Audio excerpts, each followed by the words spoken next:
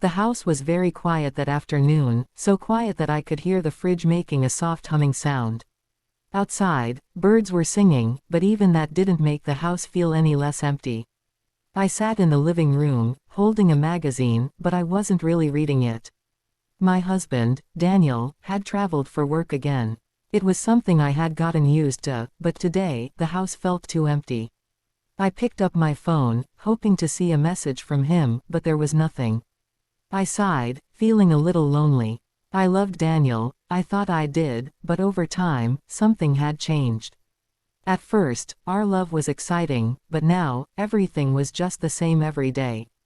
The love had turned into comfort, and now, the comfort felt like boredom. Suddenly, I heard the sound of a car door closing outside. I stood up and looked through the window. It was my nephew, Matthew, walking toward the house with a confident smile on his face. Matthew was Daniel's younger brother's son. I was surprised to see him, but I quickly opened the door. "Matthew, what are you doing here?" I asked, trying to hide my surprise. He smiled. "Uncle Daniel asked me to pick up some papers he forgot," he said, his eyes full of excitement. "Hope I'm not disturbing you." I shook my head and stepped aside. "Not at all. Come in," I said. Matthew walked in with a kind of energy that made the room feel different. He dropped his bag on the couch and looked around. "Nice house, Aunt. You always know how to make a place look great," he said with a grin. I laughed a little. "Flattery won't get you out of trouble." "What papers are you looking for?" I asked. Matthew shrugged. "Something about property papers, I think." He started walking toward the study. As I watched him, I couldn't help but notice how different he was from Daniel. Matthew was lively, full of excitement, and had a charm that Daniel hadn't shown in a long time. I shook my head, feeling silly for even thinking that way. He was family, after all. A few minutes later, Matthew came back holding some papers. His sleeves were rolled up, and I noticed a tattoo on his arm. Without realizing it, I stared at it for too long. Matthew noticed and grinned. "You like it?" he asked, his eyes shining with amusement. I felt a little embarrassed and looked away. "It's interesting," I said. He chuckled and sat down, and soon, we started talking. Our conversation flowed so easily, and I found myself laughing more than I had in a long time. Matthew told funny stories, and for the first time in years, I felt truly present. It was like I had forgotten about everything: Daniel, the loneliness, my boring routine. It was just me and Matthew, talking and enjoying the moment. At one point, Matthew reached for a glass of water on the table. As I went to pick up something at the same time, our hands touched. It was just for a second, but it sent a strange feeling through me. I quickly pulled my hand back, laughing nervously. But I felt my cheeks grow warm. Matthew looked at me, his expression unreadable. "Are you okay?" he asked, his voice soft. "Of course," I replied quickly, standing up and walking to the kitchen to create some distance. I tried to focus on something else, but I could still feel his presence behind me. When I turned back, he was leaning against the doorway, looking at me with a small smile. "You seem different today," he said. "Different how?" I asked, pretending not to understand. Matthew tilted his head, thinking. "I don't know, you just seem more alive," he said simply. His words caught me off guard. For so long, I had felt invisible, like nobody really saw me.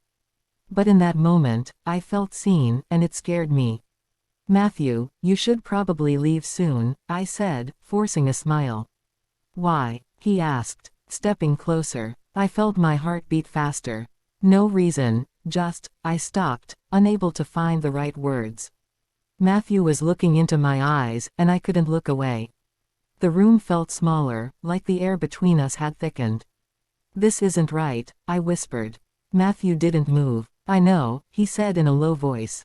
"But doesn't it feel right?" My breath caught in my throat. He reached out and brushed his fingers against mine. It was such a small touch, but it felt like a storm inside me. I didn't pull away. My mind screamed at me to stop, but my body wouldn't move. The moment felt heavy, like something important was about to happen. And then, the front door opened. A voice called out, making both of us jump apart. My heart raced as we turned toward the door. Standing there was Matthew's cousin, Andrew. He looked at us with confusion, then suspicion. Hey, Andrew said slowly, his eyes shifting between me and Matthew. Am I interrupting something? No, of course not. I said quickly, forcing a laugh that even I didn't believe. Matthew was just picking up some papers for his uncle. Matthew grinned, keeping his cool. Yeah, just some boring old documents, he said casually. But Andrew didn't look convinced. He folded his arms and raised an eyebrow. Funny, he said. Uncle Daniel also asked me to pick up those papers. My stomach twisted. Matthew had lied. He didn't come here for any papers. Andrew glanced at me, then at Matthew, his gaze lingering for a second too long. Well, I'll let you two continue whatever this is, he said, turning toward the door. But before he left, he looked back at me, his expression unreadable. And then, he was gone. The silence that followed was thick and heavy. I couldn't look at Matthew. He stood there for a moment before picking up his bag. I should go, he said softly. I nodded but didn't say anything. Without another word, he walked toward the door. Just before stepping outside, he turned back and looked at me one last time. Goodbye, Aunt, he said. And then, he was gone. The door closed behind him, leaving me standing in the middle of the living room. My heart was still racing. I placed a hand on my chest, trying to calm myself down. But I knew things had changed. Something had happened that I couldn't take back. And even though nothing was said out loud, I knew that I would never forget that moment.